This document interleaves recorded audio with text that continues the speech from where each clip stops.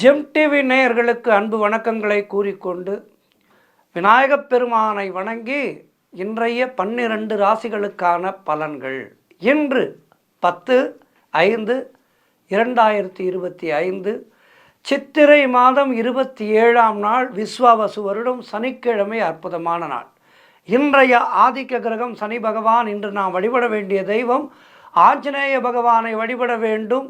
இன்றைக்கு சனி மகா பிரதோஷம் கிடைக்காதது, அதாவது நமக்கெல்லாம் தவம் இருந்தாலும் கிடைக்காத அற்புதமான நாள் இன்றைய நாள் சனி மகா பிரதோஷம். ஆகவே இன்றைய நாளிலே காலையிலே ஆஞ்சநேய பகவானை வணங்கி மாலையிலே சிவபெருமானை வணங்க வேண்டிய அற்புதமான நாள். ஆகவே இன்றைய நாளிலே சிவஸ்வரூபமான அந்த ஆஞ்சநேய பகவானையும் மாலையிலே சிவபெருமானையும் வணங்க வேண்டிய உத்தமமான நாள். இன்றைய சூரிய உதயம் காலை 5:46 சூரிய அஸ்தமனம் மாலை 6:25 இன்றைய நல்ல நேரம் காலை 7:30 முதல் காலை 8:30 வரை. அதேபோல் மாலை 4:30 முதல் மாலை 5:30 வரை. இன்றைய ராகு காலம் காலை 9 முதல் காலை 10:30 வரை. இன்றைய யமகண்டம் மதியம் 1:30 முதல் மதியம் 3 வரை. இன்றைய குளிகை நேரம் காலை 6 முதல் காலை 7:30 வரை. இன்றைய சுபகோரை சுக்கிரகோரை நேரம் மாலை 5 முதல் மாலை 6 வரை. இன்றைய நட்சத்திரம் இன்று அதிகாலை 1:45 பின்பு சித்திரை நட்சத்திரம். இன்றைய திதி இன்று மாலை 6:47 வரை வளர்பிறை திரையோதசி, அதன் பின்பு சதுர்தசி வருகின்றது. இன்றைய சந்திராட்டம நட்சத்திரம் இன்று அதிகாலை 1:45 பிறகு பூரட்டாதி நட்சத்திரத்துக்கு சந்திராட்டமம் வருகின்றது. கவனமாக இருக்க வேண்டும். அடுத்து நாம் காண இருப்பது 12 ராசிகளுக்கான பலன்களை. மேஷ ராசி அன்பர்களே, இன்று மதியம் வரை சந்திரன் உங்கள் ராசிக்கு 6ஆம் இடத்திலே இருக்கின்றார். உங்களுடைய ராசி அதிபதி செவ்வாய் ராசிக்கு 4ஆம் இடத்திலே இருக்கின்றார். ஆகவே இன்றைய நாளிலே வீண் விரயங்கள் உண்டாகும். குலதெய்வ வழிபாடு வெற்றியை தரும். ஆகவே குலதெய்வத்தினுடைய பெயரை சொல்லிக்கொண்டே இருங்கள். மேலதிகாரிகளால் ஒரு சிலருக்கு நெருக்கடிகள் உண்டாகின்ற நாள். வேலை மாற்றம் ஒரு சிலருக்கு உண்டாகும். தேவையில்லாமல் மற்றவர்களுடைய விஷயங்களிலே தலையிடக்கூடாது. யாருக்கும் கருத்து சொல்லாதீர்கள். யாருடைய பிரச்சனைகளிலும் மூக்கை நுழைக்காதீர்கள். வீண் வாக்குவாதங்களை எல்லாம் தவிர்க்க வேண்டிய நாள். தொழில் சம்பந்தமான புதிய கடன் எதுவும் இன்றைய நாளிலே வாங்கக்கூடாது. பொருளாதாரம் நெருக்கடியாக இருக்கும். அலுவலகத்திலே வேலை பளு அதிகமாக இருக்கும். உடல் ஆரோக்கியத்திலே மிகுந்த எச்சரிக்கையாக இருக்க வேண்டிய நாள். தொழிலிலே புதிய முதலீடுகளை முற்றிலுமாக தவிர்க்க வேண்டிய நாள். மொத்தத்தில் இன்றைய நாள் மிக கவனமாக இருக்க வேண்டிய நாள். மௌனத்தை கடைபிடிக்க வேண்டும். கோபத்தை முற்றிலுமாக குறைத்து கொள்ள வேண்டிய நாள். இன்றைய நாளிலே காலையிலே ஆஞ்சநேய பகவானையும் மாலையிலே சிவபெருமானையும் வணங்கி நற்பலன் பெறுங்கள். வாழ்த்துக்கள். ரிஷபராசி அன்பர்களே, இன்று மதியம் வரை சந்திரன் உங்கள் ராசிக்கு 5ஆம் இடத்திலே, உங்கள் ராசி அதிபதி சுக்கிரன் ராசிக்கு 11ஆம் இடத்திலே. ஆகவே இன்றைய நாளிலே மனம் சந்தோஷமாக இருக்கும். அலுவலகத்திலே பதவி உயர்வு, சம்பள உயர்வு போன்றவை கிடைக்கும். உடல் ஆரோக்கியம் திருப்திகரமாக இருக்கும். புதிய முயற்சிகள் எல்லாம் வெற்றியை தரும். தொட்டதெல்லாம் பொன்னாக கூடிய அற்புதமான நாள். எல்லா முயற்சிகளும் வெற்றி பெறும். பண வரவு அதிகரிக்கும். பொருளாதாரம் மிகவும் திருப்திகரமாக இருக்கின்றது. நண்பர்கள் மூலம் நல்ல அனுகூலம் உண்டாகின்ற நாள். நினைத்ததெல்லாம் நல்லபடியாக நடக்கின்ற நாள். வேலை இல்லாதவர்களுக்கு நல்ல வேலை கிடைக்கும். குழந்தை பாக்கியத்திற்காக காத்திருக்கின்ற தம்பதிகளுக்கு சத்சந்தான பிராப்தி உண்டாகும். தொழில் மற்றும் வியாபாரத்திலே சிறப்பான முன்னேற்றமும் லாபமும் ஏற்படும். மொத்தத்தில் சிறப்பான நாள் இன்றைய நாள். ஆஞ்சநேயரை வணங்குங்கள், சிவபெருமானை வணங்குங்கள். வாழ்த்துக்கள். மிதுன ராசி அன்பர்களே, இன்று மதியம் வரை சந்திரன் உங்கள் ராசிக்கு 4ஆம் இடத்திலே, உங்கள் ராசி அதிபதி புதன் ராசிக்கு 11ஆம் இடத்திலே. ஆகவே இன்றைய நாளிலே எதிலும் வெற்றி உண்டாகின்ற நாள். சுபகாரியங்கள் நடைபெறக்கூடிய நல்ல நாள். வீடு வண்டி வாகன யோகம் உண்டாகும். திருமணத்திற்காக காத்திருக்கின்ற வரன்களுக்கு திருமணம் நிச்சயமாகும். செய்யும் செயலிலே பெயரும் புகழும் கிடைக்கின்ற நாள். கணவன் மனைவிக்குள் இருந்து வந்த பிரச்சனைகள் எல்லாம் தீரும். அந்யோன்யம் ஏற்படும். மனம் மிகவும் சந்தோஷமாக இருக்கும். கூட்டு தொழிலிலே நல்ல லாபங்கள் வருகின்ற நாள். நினைத்த காரியங்கள் அனைத்தும் நல்லபடியாக நடைபெறக்கூடிய நல்ல நாள். புதிய வேலை வாய்ப்புகள் உண்டாகும். அலுவலகத்திலே சம்பள உயர்வு, பதவி உயர்வு போன்றவை ஏற்படும். நண்பர்கள் மூலம் அனுகூலம் உண்டாகும். தொழில் முயற்சிகள் எல்லாம் வெற்றியை பெறுகின்ற அற்புதமான நாள் இன்றைய நாள். ஆஞ்சநேயரை வணங்குங்கள், சிவபெருமானை வணங்குங்கள். வாழ்த்துக்கள். கடக ராசி அன்பர்களே, இன்று மதியம் வரை சந்திரன் உங்கள் ராசிக்கு 3ஆம் இடத்திலே. ஆகவே இன்றைய நாளிலே தந்தை வழி சொந்தங்களின் மூலம் அனுகூலம் உண்டாகும். வீடு, வண்டி, வாகன மாற்றம் ஒரு சிலருக்கு ஏற்படும். உடல் ஆரோக்கியத்திலே மிக சிறப்பாக இருக்கின்றது. இன்றைய நாளிலே அலுவலகத்திலே புதிய வேலை வாய்ப்புகள், புதிய வாய்ப்புகள் வெற்றியை தரும். நீங்கள் நினைத்தது அனைத்தும் நல்லபடியாக நடக்கக்கூடிய அற்புதமான நாளாக இருக்கின்றது. எதிர்பார்த்த பணம் கைக்கு வரும். திருமணம் போன்ற சுபகாரிய பேச்சுவார்த்தைகள் கைகூடி வரும். கடன் பிரச்சனைகள் தீரும். குழந்தை பாக்கியத்திற்காக காத்திருக்கின்ற தம்பதிகளுக்கு சத்சந்தான பிராப்தி உண்டாகும். உங்களுடைய தொழில் தொடங்கும் முயற்சிகள் எல்லாம் பெரும் வெற்றியை பெறும். காரிய தடைகள் விலகும். உத்தியோக உயர்வு, பதவி உயர்வு போன்றவை கிடைக்கும். வேலை பார்ப்பவர்களுக்கு நண்பர்கள் மூலம் ஆதாயம் உண்டாகும். எல்லா வகையிலும் சிறப்பான நாள் இன்றைய நாள். ஆகவே இன்றைய நாளிலே ஆஞ்சநேய பிரபுவை வணங்குங்கள், சிவபெருமானை வணங்குங்கள். வாழ்த்துக்கள். சிம்மராசி அன்பர்களே, இன்று மதியம் வரை சந்திரன் உங்கள் ராசிக்கு 2ஆம் இடத்திலே. உங்களுடைய ராசி அதிபதி சூரியன் ராசிக்கு 9ஆம் இடத்திலே. ஆகவே இன்றைய நாளிலே சகலவிதமான பாக்கியங்களும் கிடைக்கின்ற அற்புதமான நாள். மூத்த சகோதரர்கள் மூலம் ஆதாயம் உண்டாகும். எதிர்பார்த்த வகையிலே உதவிகள் எல்லாம் தேடி வருகின்ற நாள். உடல் ஆரோக்கியத்திலே நல்ல முன்னேற்றம் ஏற்படும்.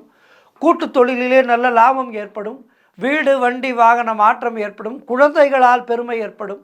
காரிய தடைகள் விலகும். குடும்ப ஒற்றுமை சந்தோஷத்தை தரும்.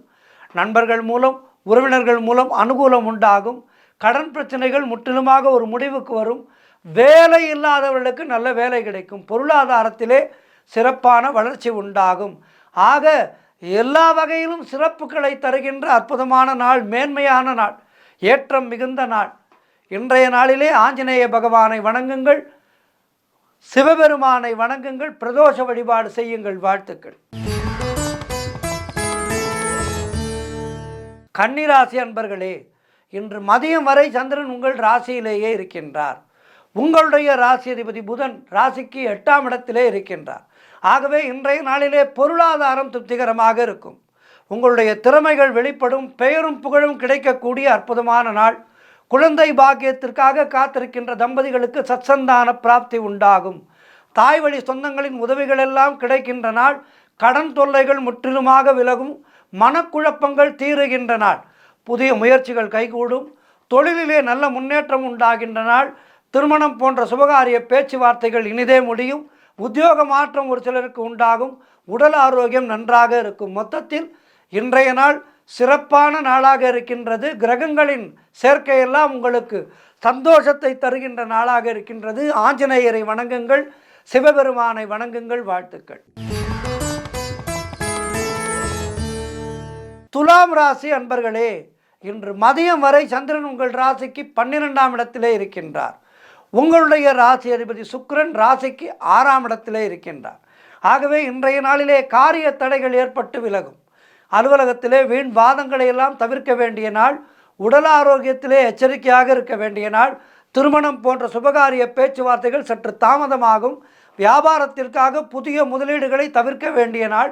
குடும்பத்திலே கணவன் மனைவிக்குள் சண்டை சச்சரவுகள் ஏற்பட்டு விலகும். ஆகவே இன்றைய நாள் சற்று மேலும் கீழுமாக இருக்கின்றது. ஆகவே ஜாக்கிரதையாக இருங்கள். அதிகம் பேசாதீர்கள். மௌனத்தை கடைபிடியுங்கள். நண்பர்கள், உறவினர்கள் மூலம் அனுகூலம் உண்டாக வாய்ப்பிருக்கின்றது. தேவையில்லாத செலவுகள் ஏற்படலாம். ஆகவே கவனமாக இருங்கள். குலதெய்வத்தை வணங்குங்கள், ஆஞ்சநேயரை வணங்குங்கள், சிவபெருமானை வணங்குங்கள். வாழ்த்துக்கள். விருச்சிக ராசி அன்பர்களே, இன்று மதியம் வரை சந்திரன் உங்கள் ராசிக்கு 11ஆம் இடத்திலே இருக்கின்றார். உங்களுடைய ராசி அதிபதி செவ்வாய் ராசிக்கு 9ஆம் இடத்திலே இருக்கின்றார். ஆகவே இன்றைய நாளிலே குழந்தைகளால் மகிழ்ச்சி உண்டாகும். நண்பர்கள் மூலம், உறவினர்கள் மூலம் அனுகூலம் உண்டாகும். தொழில் மற்றும் வியாபாரத்திலே நல்ல லாபம் உண்டாகும். சுபகாரியங்களுக்காக காத்திருக்கின்ற வரன்களுக்கு சுபகாரியங்கள் கைகூடுகின்ற நாள். புதிய வேலை வாய்ப்புகள் ஒரு சிலருக்கு உண்டாகும். கடன் பிரச்சனைகள் முடிவுக்கு வரும். பதவி உயர்வோடு வேலை மாற்றம் ஏற்படும். பழைய பாக்கிகள் வசூலாகின்ற நாள். உழைப்புக்கு ஏற்ற ஊதியம் கிடைக்கின்ற நாள். திருமண பேச்சுவார்த்தைகளை இன்றைய நாளிலே தொடங்கினால் சுபமாக முடியும்.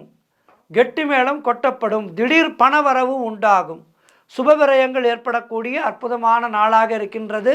மேலும் நற்பலன்களை பெறுவதற்கு ஆஞ்சநேயரை வணங்குங்கள், சிவபெருமானை வணங்குங்கள். வாழ்த்துக்கள். தனுசு ராசி அன்பர்களே, இன்று மதியம் வரை சந்திரன் உங்கள் ராசிக்கு 10ஆம் இடத்திலே, உங்கள் ராசி அதிபதி குரு ராசிக்கு 6ஆம் இடத்திலே. ஆகவே இன்றைய நாளிலே சொந்த வீடு வாங்கும் யோகம் உண்டாகும். உத்தியோகத்திலே சம்பள உயர்வு, பதவி உயர்வு, இடமாற்றம் போன்றவை சிலருக்கு ஏற்படும். நண்பர்கள் உறவினர்களால் நல்ல ஆதாயம் உண்டாகும். தாய் வழி உறவுகளின் மூலம் நல்ல ஆதாயம் உண்டாகும். தொழில் செய்பவர்களுக்கு அதிலே நல்ல வளர்ச்சி உண்டாகும். அதாவது சுய தொழில் செய்பவர்களுக்கு நல்ல வளர்ச்சி உண்டாகும். திருமண பேச்சுவார்த்தைகள் சுபமாக முடியும். உங்களுடைய முயற்சிகள் எல்லாம் நல்லபடியாக நடக்கின்ற அற்புதமான நாள். பணவரவு அதிகரிக்கும். குழந்தை பாக்கியத்திற்காக காத்திருக்கின்ற தம்பதிகளுக்கு சத்சந்தான பிராப்தி உண்டாகும். முன்னோர்களுடைய ஆசீர்வாதம் பரிபூர்ணமாக கிடைக்கும். தொழில் முயற்சிகள் எல்லாம் பெரும் வெற்றியை பெறும். மொத்தத்தில் இன்றைய நாள் வெற்றிகளை வழங்குகின்ற அற்புதமான நாளாக இருக்கின்றது. ஆஞ்சநேயரை வணங்குங்கள், சிவபெருமானை வணங்குங்கள். வாழ்த்துக்கள். மகர ராசி அன்பர்களே, இன்று மதியம் வரை சந்திரன் உங்கள் ராசிக்கு 9ஆம் இடத்திலே, உங்களுடைய ராசி அதிபதி சனி ராசிக்கு 2ஆம் இடத்திலே. ஆகவே இன்றைய நாளிலே நீங்கள் எடுக்கின்ற முயற்சிகளிலெல்லாம் வெற்றி உண்டாகின்ற அற்புதமான நாள். பொருள் வரவும் தனலாபமும் அதிகரிக்கும். கடன் தொல்லைகள் விலகும். உத்தியோகத்திலே அலுவலகத்திலே வேலை பார்ப்பவர்களுக்கு வேலை மாற்றம் ஏற்படும். இளைய சகோதரர்கள் மூலம் நல்ல ஆதாயம் உண்டாகும். குழந்தைகளுக்காக சுப செலவு செய்யக்கூடிய நாள். உடல் ஆரோக்கியத்திலே நல்ல முன்னேற்றம் ஏற்படும். திடீர் அதிர்ஷ்டங்கள் சிலருக்கு தேடி வரும். கூட்டு தொழிலிலே நல்ல லாபங்கள் வரக்கூடிய நல்ல நாள். வேலை இல்லாதவர்களுக்கு நல்ல வேலை கிடைக்கும். தொழில் மற்றும் வியாபாரத்திலே நல்ல லாபம் உண்டாகும். திருமணம் போன்ற சுபகாரிய பேச்சுவார்த்தைகள் இனிதே முடியும். தந்தை உறவு வழியிலே நல்ல அனுகூலம் உண்டாகும். மொத்தத்தில் இன்றைய நாள் மிக மிக சிறப்பாக இருக்கின்றது. மேலும் வெற்றிகளை பெறுவதற்கு என்ன செய்ய வேண்டும்? ஆஞ்சநேயரை வணங்குங்கள், சிவபெருமானை வணங்குங்கள். வாழ்த்துக்கள். கும்பராசி அன்பர்களே, இன்று மதியம் வரை சந்திரன் உங்கள் ராசிக்கு 8ஆம் இடத்திலே, உங்களுடைய ராசி அதிபதி சனி ராசியிலேயே இருக்கின்றார். இன்று நாள் முழுவதும் உங்களுக்கு சந்திராட்டமும் இருக்கின்றது. மனக்குழப்பமும் பதற்றமும் இருக்கக்கூடிய நாள். மனக்குழப்பத்தையும் பதற்றத்தையும் குறைத்து கொள்வதற்கு என்ன செய்ய வேண்டும்? ஜெய் ஸ்ரீராம், இந்த ஒரு மந்திரத்தை சொல்லிக்கொண்டே இருங்கள். ராம ராம ராம ராம ராம ராம ராம ராம. இந்த ராம நாமம்தான் இன்றைக்கு உங்களை காப்பாற்றுகின்ற தாரக மந்திரம். கணவன் மனைவிக்குள் சண்டை சச்சரவுகள் ஏற்பட்டு விலகும். வேலை செய்யும் இடத்திலே மற்றவரை பற்றி எதுவும் பேசாதீர்கள். ஒருவர் இல்லாத போது அவரை பற்றி எதுவும் பேசாதீர்கள். அந்த பழக்கம் நம்மை பெரும் சிக்கலிலே மாட்டிவிட்டுவிடும். ஆகவே கவனமாக இருங்கள். உடல் ஆரோக்கியத்திலே எச்சரிக்கையாக இருக்க வேண்டும். குலதெய்வ வழிபாடு மன அமைதியை தரும். கூட்டு தொழிலிலே புதிய முதலீடுகளை, புதிய முயற்சிகளை தவிர்க்க வேண்டிய நாள். கடன் வாங்காதீர்கள், நீங்களும் கடன் கொடுக்காதீர்கள். கோர்ட்டு கேஸ் போன்ற பிரச்சனைகளிலே ஈடுபடவே கூடாது. அலுவலகத்தில் வேலை பளு அதிகமாக இருக்கும். எந்த விஷயத்திலும் எச்சரிக்கையாக இருக்க வேண்டிய நாள். மற்றவரோடு பேசும்போது மிகுந்த கவனம் தேவை. மொத்தத்தில் இன்றைய நாள் நீங்கள் உங்களை சரிபார்த்து கொள்ள வேண்டிய நாள். மௌனத்தை கடைபிடியுங்கள். கோபத்தை முற்றிலுமாக குறைத்து கொள்ளுங்கள். ராமநாமம் ஜெபித்து கொண்டு காலையிலே ஆஞ்சநேயரை வணங்குங்கள், மாலையிலே சிவபெருமானை வணங்குங்கள். வாழ்த்துக்கள். மீனராசி அன்பர்களே, இன்று மதியம் வரை சந்திரன் உங்கள் ராசிக்கு 7ஆம் இடத்திலே இருக்கின்றார். உங்களுடைய ராசி அதிபதி குரு ராசிக்கு 3ஆம் இடத்திலே இருக்கின்றார். இன்று நீங்கள் எதிர்பார்த்த விஷயங்கள் எல்லாம் நல்லபடியாக நடக்கும். தொழில் மற்றும் வியாபாரத்திலே நல்ல முன்னேற்றம் உண்டாகும். திருமணம் போன்ற சுபகாரிய பேச்சுவார்த்தைகள் கைகூடி வருகின்ற நாள். எதிர்பார்த்த பணியிட மாற்றம் கிடைக்கும். திருமணம் போன்ற சுபகாரிய பேச்சுவார்த்தைகள் இனிதே முடியும். புதிய செல்போன் வாங்குவீர்கள். புதிதாக ஏதேனும் வாங்கி சுப செலவு செய்வீர்கள். உறவினர்களோடு இருந்து வந்த மன வருத்தங்கள் எல்லாம் தீரும். பிள்ளைகளால் பெருமை ஏற்படுகின்ற நாள். கடன் பிரச்சனைகள் முடிவுக்கு வரும். பொருளாதாரம் திருப்திகரமாக இருக்கின்றது.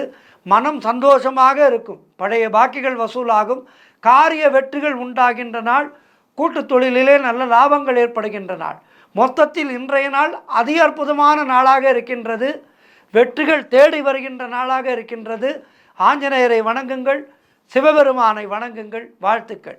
12 ராசியினருக்கும் இன்றைய நாள் சிறப்பாக இருக்க பிரார்த்தித்துக் கொள்கின்றேன். எல்லோரும் இன்றைய தினம் காலையிலே ஆஞ்சநேய பகவானையும் மாலையிலே சனி பிரதோஷம் சிவபெருமானை வணங்கி வாழ்விலே எல்லா வளமும் நலமும் பெற பிரார்த்திக்கின்றேன். நன்றி, வணக்கம். இன்றைய ஆன்மீக தகவல். தமிழகத்திலே நடைபெறுகின்ற எல்லா திருவிழாக்களுமே முக்கியமான திருவிழாக்கள். அதிலே இந்த திருவிழாக்களிலே மதுரையம்பதியிலே நடைபெறுகின்ற சித்திரை திருவிழா என்பது காலங்காலமாக எத்தனையோ நூற்றாண்டுகளாக நடைபெறுகின்ற அற்புதமான திருவிழா. அழகர் ஆற்றில் இறங்குகின்ற வைபவம் என்பது மதுரையம்பதி மக்களுக்கெல்லாம் ஒரு தீபாவளியை போன்ற திருநாள். ஜாதி மத பேதம் இல்லாமல் அத்துணை பேரும் ஒற்றுமையோடு இந்த கள்ளழகர் திருவிழாவை, சித்திரை திருவிழாவை நடத்தி கொண்டிருக்கின்றார்கள். அற்புதமான ஒரு திருவிழா மதுரை சித்திரை திருவிழா. இந்த திருவிழாவிலே இந்த 10 நாள் வைபவமானது காண கண்கோடி வேண்டும். இதை காண்பதற்கு மதுரை மாவட்டத்து மக்கள் மட்டுமல்லாமல் தமிழகத்தினுடைய அத்துணை மாவட்டத்து மக்களும் இந்த மதுரை திருவிழாவை ஆவலோடு எதிர்பார்க்கின்ற ஒரு வைபவம் என்று சொல்லலாம். குறிப்பாக மதுரையம்பதி மதுரை மக்களுக்கெல்லாம் இந்த வருடத்தில் 2 தீபாவளிகள், அதாவது இந்த சித்திரை திருவிழா என்பதும் மதுரை மக்களுக்கெல்லாம் ஒரு தீபாவளியை போன்ற ஒரு கொண்டாட்டம். ஆகவே சிவபெருமானுடைய பெருமையை பேசுவதும் மீனாட்சி அம்மனுடைய பெருமையை பேசுவதும் நாம் கொடுத்து வைத்திருந்தால்தான் கிடைக்கும். அவன் அருளாலே அவன்தாள் வணங்கி என்று சொன்னார்கள். ஆக அவனுடைய அருள் இருந்தால்தான் அவன் பெருமை பேச முடியும். அந்த மதுரையம்பதி விழாவிலே கலந்து கொள்ள முடியும். இன்றைக்கு இந்த தொலைக்காட்சி ஊடகங்கள் எல்லாம் இந்த மதுரை சித்திரை திருவிழாவை அற்புதமான முறையிலே வெளி உலகுக்கு நாடு கடந்து கொண்டு சென்று கொண்டிருக்கின்றது. இந்த வகையிலே எல்லோரும் இல்லத்திலே இருந்தபடியே இந்த திருவிழாவை கண்ணார காண்கின்றோம். ஓம் நம சிவாயா என்ற கோஷத்தோடு மதுரை மீனாட்சி அம்மனுக்கு நம்முடைய பக்தியான நமஸ்காரங்களை சொல்கின்றோம். மதுரையம்பதி மீனாட்சி அம்மன் அங்கேற்கண்ணியினுடைய அற்புதமான ஆட்சி நடைபெறுகின்ற இடம். மதுரை என்றாலே சொக்கருக்கு 2ஆம் இடம்தான் மதுரை மீனாட்சி அம்மனுக்கு முதல் இடம். மீனாட்சி அம்மன் கோவில் என்று தான் சொல்வார்கள். இங்கு சிவபெருமான் தன்னுடைய மனைவிக்கு முக்கியத்துவம் கொடுத்து தன்னை மீனாட்சி அம்மனுக்கு அடுத்து வைத்து கொண்டிருக்கின்றார். மீனாட்சி அம்மனை தன்னுடைய அகத்திலே வைத்திருக்கின்ற காரணத்தினாலே சிவபெருமான் மீனாட்சி அம்மனை முன்னிலைப்படுத்தி சொக்கநாதராக அவர் பின்னே நிற்கின்றார். எத்துணை அற்புதமான ஒரு விஷயம் இது. இந்த அழகர் ஆற்றிலே இறங்குகின்றார் என்று சொல்கின்றார்களே, இந்த அழகர் ஆற்றிலே இறங்குகின்ற வைபவமானது மிக சிறப்பான வைபவம். இந்த 10 நாள் திருவிழாவுக்கு சுவாரஸ்யமான கதைகள் எல்லாம் இருக்கின்றது. அந்த கதையை பற்றித்தான் இன்றைய ஆன்மீக நிகழ்விலே நாம் பார்க்க இருக்கின்றோம். இந்த சித்திரை திருவிழா நடக்கின்ற 10 நாட்களுமே மதுரை முழுவதும் கோலாகலம்தான், கொண்டாட்டம்தான். சுற்றி இருக்கின்ற அத்துணை ஊர்களிலிருந்தும் குடும்பத்தோடு புறப்பட்டு வந்து சேர்வார்கள். 10 லட்சம் பேருக்கு மேல் ஒரே இடத்திலே கூடும் திருவிழா. உலகத்திலேயே மிகப்பெரிய திருவிழா என்றால் அது கள்ளழகர் ஆற்றிலே இறங்குகின்ற வைபவத்தை தான் சொல்வார்கள். இங்கே கள்ளழகர் ஆற்றிலே இறங்குகின்ற வைபவத்தை சொல்வதற்கு முன்பு அவர் குடிகொண்டிருக்கின்ற அழகர் மலையின் சிறப்பினை சொல்லியே ஆக வேண்டும். அழகர் மலை என்பது பெயருக்கேற்றாற்போல் அழகு மலை. மதுரைக்கு வடக்கே சுமார் 20 கிலோமீட்டர் தொலைவிலே இந்த அழகர் மலையானது மிக கம்பீரமாக காட்சியளிக்கின்றது. பார்ப்பதற்கு காளை வடிவிலே இந்த மலை இருக்கின்ற காரணத்தினாலே இந்த மலைக்கு ரிஷபாத்ரி என்று பெயர் உண்டு. ரிஷபம் என்றால் காளை அல்லவா? ரிஷபாத்ரி என்ற ஒரு அற்புதமான பெயர் உண்டு. தம்மேல் ஏவிவிடப்பட்ட சாபத்துக்கு விமோசனம் கேட்டு யமதர்மன் இந்த மலைக்கு வந்து பெருமாளை வேண்டி தவம் இருந்தான். தவத்தை மெச்சி யமதர்மனுக்கு பெருமாள் சாப விமோசனம் தந்தபோது இதேபோல் இங்கேயே தங்கியிருந்து பூலோக பக்தர்களுக்கும் அனுகிரகம் செய்ய வேண்டும் என்று யமதர்மன் கேட்டுக்கொண்ட காரணத்துக்காக இந்த மலையிலேயே பெருமாள் குடிகொண்டதாக இந்த மலையினுடைய புராணம் சொல்கின்றது. காலத்தால் மிக மிக பழமையான மலை இந்த மலை. அண்ணாமலையைப் போல் எப்படி திருவண்ணாமலை பழமையான மலையோ அதுபோல் இந்த அழகர் மலையானது மிக பழமையான மலை. எங்குமே இல்லாத சிறப்பாக இங்கு கள்ளழகராக அவதாரம் எடுத்து எழுந்தள்ளிருக்கின்ற சுந்தரராஜ பெருமாள் சங்கு, சக்கரம், வில், வாள், கதை என பஞ்சாயுதங்களுடன் காட்சி தருகின்றார். அது மட்டுமின்றி இங்கு மட்டும்தான் பெருமாளுடைய கையிலே சக்கரம் புறப்பட தயாராக இருக்கும். பக்தர்களிடமிருந்து எந்த நேரம் அபயக்குரல் வந்தாலும் உடனே புறப்பட வேண்டும், தன்னுடைய சக்கரத்தால் காக்க வேண்டும் என்கின்ற அந்த நோக்கத்தோடு கணநேரமும் தாமதிக்காமல் துட்டர்களை அழிக்க வேண்டும் என்பதற்காக சக்கராயுதத்தை பிரயோக நிலையிலேயே பெருமாள் வைத்திருக்கின்றார். இங்கே இந்த பெருமாளை காண்பதற்கு காண கண்கோடி வேண்டும். இங்கே மூலவருக்கு அடுத்தபடியாக அதிமுக்கியமானவர் சோலைமலைக்கரசராக விளங்குகின்ற உற்சவர் தான். அபரஞ்சி என்ற அரிய வகை தங்கத்தால் ஆனவர் இந்த சோலைமலைக்கரசர். அபரஞ்சி என்பது தேவலோக தங்கம் என்பதால் இந்த பெருமாளையும் தேவலோக பெருமாளாகவே நாம் பூஜிக்கின்றோம். உலகத்திலேயே அபரஞ்சி தங்கத்தினால் ஆன பெருமாள் சிலைகள் இரண்டு இடங்களில் தான் இருக்கின்றன. ஒன்று நம்முடைய அழகர் கோவிலிலே, இன்னொன்று திருவனந்தபுரத்திலே இருக்கின்ற அனந்த பத்மநாப சுவாமி கோவிலிலே. ஆகவே இந்த அற்புதமான அபரஞ்சி என்ற தங்கத்தாலான பெருமாளை சேவிக்க வேண்டும் என்றால் அழகர் மலைக்கும் திருவனந்தபுரத்துக்கும் தான் செல்ல வேண்டும். அழகர் ஆற்றிலே ஏன் இறங்குகின்றார் என பார்ப்போமா? சுதபஸ் என்ற முனிவர் நூபுரங்கங்கையிலே தீர்த்தமாடி பெருமாளை நோக்கி தவம் இருந்தார். அந்த சமயத்திலே துர்வாச மகரிஷி தன்னுடைய பரிவாரங்களோடு அவ்வழியாக வந்தார். பெருமாளையே நினைத்து கொண்டிருந்த முனிவர் ரிஷி வந்ததை கவனிக்கவில்லை. துர்வாசரோ கோபத்துக்கு அதிபதி. துர்வாசர் மண்டூகோ பவ, அதாவது தவளையாக போக கடவா என சபித்து விட்டார்.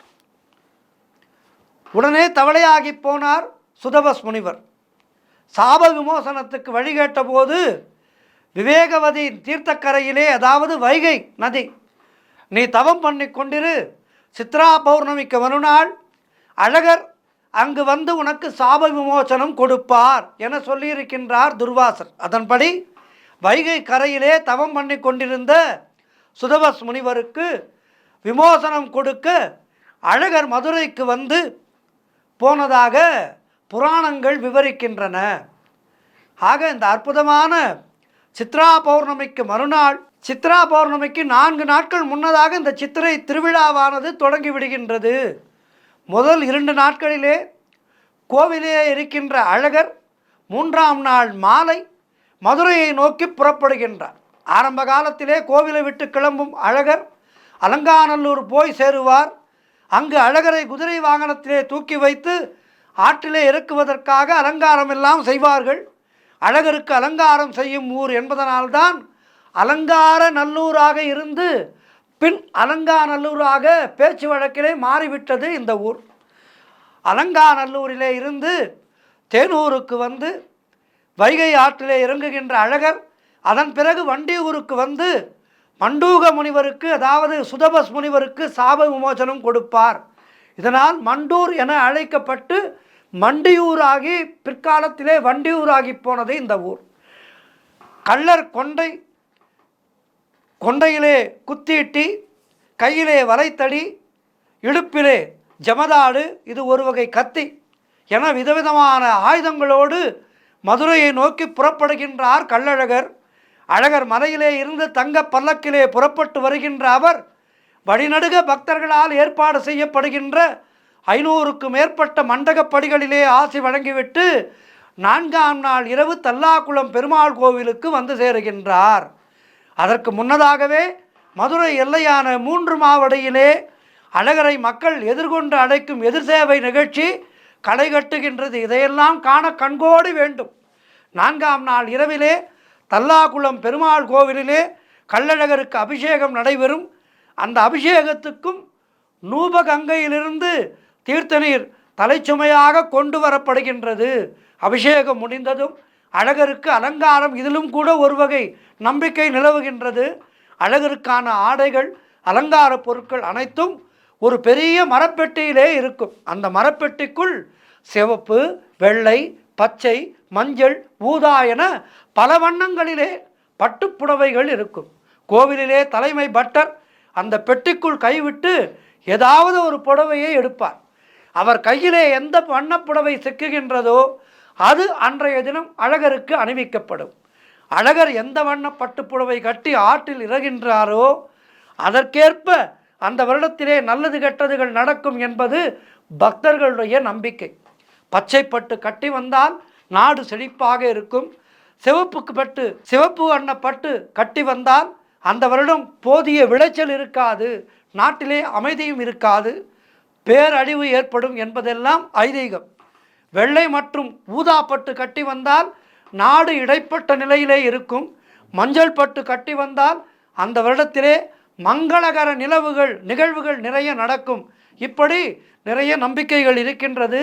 ஆற்றிலே அழகர் இறங்க வரும்போது என்ன நிறத்திலே பட்டுடுத்தி வரப்போகின்றாரோ என பக்தர்கள் எதிர்பார்த்து காத்திருப்பார்கள். 5ஆம் நாள் பௌர்ணமி தினத்தன்று அழகர் ஆற்றிலே இறங்குகின்ற வைபவம். இதற்கு தல்லாக்குளத்தை விட்டு கள்ளழகர் கிளம்பியதுமே தண்ணீர் பீச்சுகின்ற வைபவம் நடக்கும். அந்த காலத்திலே அழகர் வருவதற்கு புதிதாக பாதை அமைத்ததால் தூசி கிளம்பாமல் இருப்பதற்காகவும் வெப்பத்தை தணிப்பதற்காகவும் இப்படி செய்வதாக வரலாறு சொல்கின்றது. ஆக இப்படிப்பட்ட அற்புதமான இந்த கள்ளழகர் ஆற்றிலே இறங்குகின்ற வைபவத்தை கண்டு ரசித்து நம்முடைய வாழ்க்கையிலே எல்லா விதமான வளங்களும் நலங்களும் பெற்று வாழ்வாங்கு வாழ வேண்டும். இந்த மதுரை திருவிழா என்பது சைவ வைணவ ஒற்றுமையை வலியுறுத்துகின்ற அற்புதமான திருவிழா. இங்கே எந்த விதமான பேதமும் கிடையாது. ஆக இப்படிப்பட்ட அற்புதமான கலகலப்பான திருவிழா, சித்திரை திருவிழா, ஆற்றிலே இறங்குகின்ற அழகரை மதுரையிலே உள்ள வீரராகவ பெருமாள் எதிர்கொண்டு அழைப்பார். ஆற்றுக்குள் இருவரும் மாலை மாற்றி மரியாதை பண்ணிக்கொள்வார்கள். அதன் பின்பு மண்டூக முனிவருக்கு சாப விமோசனம் தருவதற்காக வண்டியூருக்கு கிளம்புவார். வழிநடுக வரவேற்பு பெற்றுக்கொண்டு 5ஆம் நாள் இரவு வண்டியூர் போய் சேருகின்றார் அழகர். 6ஆம் நாள் அதிகாலையிலே அழகருக்கு ஏகாந்த சேவை, பயண களைப்பு நீங்குவதற்காக சந்தன அலங்காரம் என விழாக்கள் மிக மிக சிறப்பாக நடந்து கொண்டிருக்கும். இந்த விழாக்களையெல்லாம் கண்ணார கண்டு மதுரை மீனாட்சி அம்மனுடைய திருவருளையும் சொக்கநாத திருவருளையும் பெருமாளுடைய திருவருளையும் பெற்று வாழ்வாங்கு வாழ்வோம். எல்லோருடைய இல்லங்களிலேயும் நல்லது நடக்க பிரார்த்தித்து கொள்வோம். திருமணம் ஆகாதவர்களுக்கெல்லாம் திருமணம் நிச்சயமாகும், இதனை கண்ணார கண்டால். ஆகவே இந்த அழகர் ஆற்றிலே இறங்குகின்ற வைபவத்தை கண்ணார கண்டு மீனாட்சி அம்மனை தொழுது பெருமாளை சேவித்து சொக்கநாதரை பணிந்து எல்லா வளமும் நலமும் பெறுவோம். நன்றி, வணக்கம்.